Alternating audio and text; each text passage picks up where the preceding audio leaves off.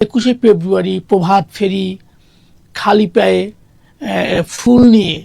যে শহীদ মিনারে, প্রতিটি শহীদ মিনারে যে পুষ্প অর্ঘ্য নিবেদন এবং সকালে যে র্যালি, প্রভাতের যে প্রভাত ফেরির র্যালি, যে সালাম, বরকত, জব্বার, নাম জানা অজানা অনেকেই যে ভাষা শহীদের প্রতি যে বিভিন্ন স্লোগানে, বিভিন্ন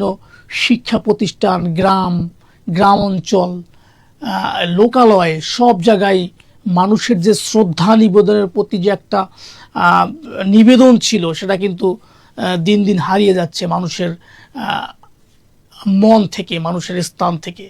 এবং বিভিন্ন শিক্ষা প্রতিষ্ঠান সহ বিভিন্ন নানা অঙ্গ সংগঠন যে সেই কালো পতাকা এবং জাতীয় পতাকা অর্ধনমিত করার যে ব্যাপারটা ছিল, সেটা একটা চোখে পড়ার মতো ছিল।